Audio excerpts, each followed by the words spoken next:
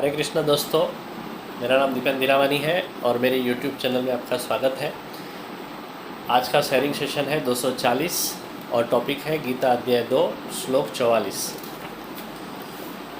भोगैश्वर्यं प्रसक्तानां तया पहत चेतसां व्यवसायात्मिका बुद्धि समादौ न विधीयते। वो आकर्षक वाणी से जिसका अंतःकरण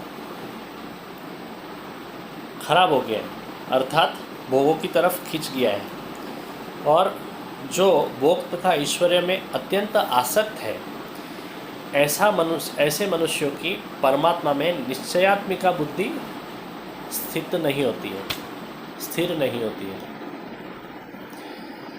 भोगैश्वर्य की कामना से खिंचा हुआ आदमी ईश्वर में चित्त एकाग्र नहीं कर सकता है, क्योंकि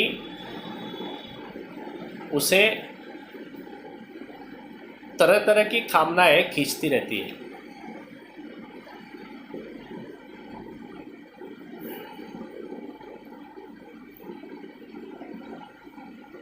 सकाम भक्ति खराब नहीं है,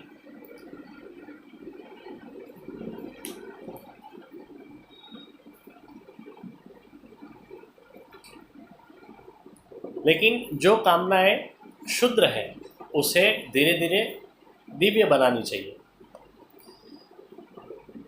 सकाम में से निष्काम की तरफ जाना है, ये बात कभी भूलनी नहीं चाहिए। भोग ऐश्वर्य में रहना ये कोई गुनाह नहीं है, लेकिन उसके कारण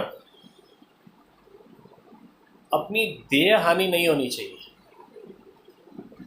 राजर्षि रघु, अज, जनक, ये सभी भोग ऐश्वर्य के बीच में रह के भी पथच्युत नहीं हुए थे।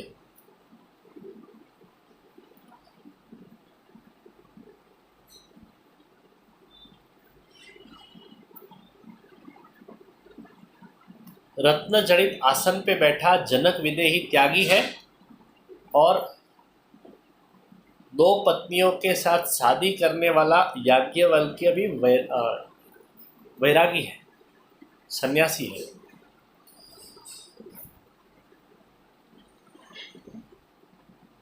जल कमल वत रहने की कला आदमी को सीख लेनी चाहिए। सकाम भक्तों को दूसरों के सामने हाथ फैलाना पड़े, उससे तो अच्छा है मांगना ही है तो भगवान के सामने मांगना चाहिए, भगवान के पास मांगना चाहिए। एक शायर कहते हैं कि दया मांगू तो मांगू प्रभु केवल आपके पास, कभी इंसान के पास मांगू नहीं, बस इतना देखना।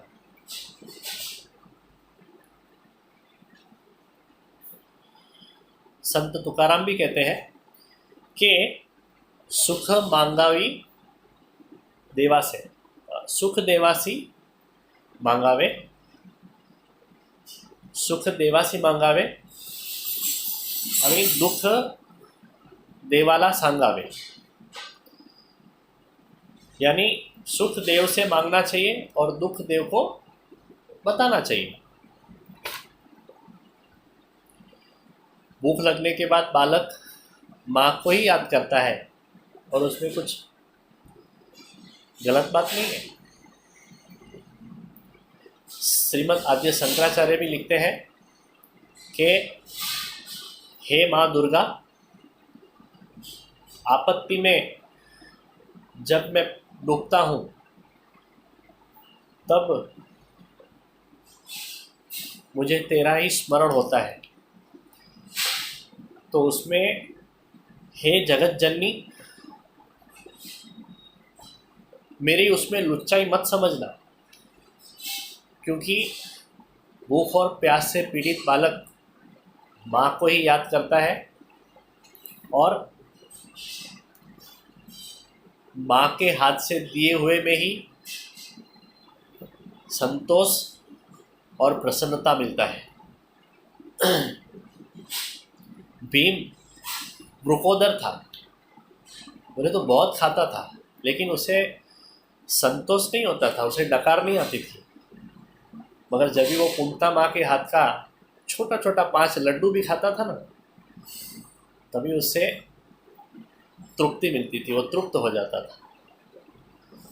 तो वैसे ही हम अपने कर्मों से, अपने पुरुषार्थ से, अपने नसीब से कितना भी पा लेवे, कितना भी प्राप्त कर लेवे, मगर सच्चा संतोष तभी मिलेगा कि जब माँ जगदम्बा उसका प्रसाद हमें देवे।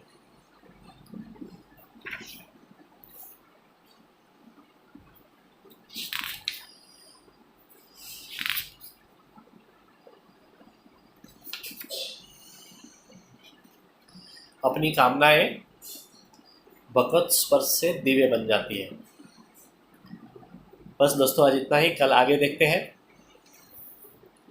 त्रैगुण्या विषया वेदा निस्त्रैगुण्यो भवार्जुन निर्द्वंद्वो नित्यसत्वस्थो निर्योग क्षेम आत्मवान वसुदेवसुतं देवं कंसचाणूरमर्दनं देवकी परमानन्दं कृष्णं वन्दे जगद्गुरुं गुरुब्रह्मा गुरुर्विष्णु गुरुर्देवो महेश्वरः गुरुर्साक्षात् परब्रह्म तस्मै श्री गुरुवे नमः। दोस्तों, मेरे YouTube चैनल को अभी तक आपने सब्सक्राइब नहीं किया है तो जल्द से जल्द सब्सक्राइब करें। डेली लाइफ टाइम के लिए अच्छे थॉट्स और यूज़फुल थॉट्स के लिए। हरे कृष्णा।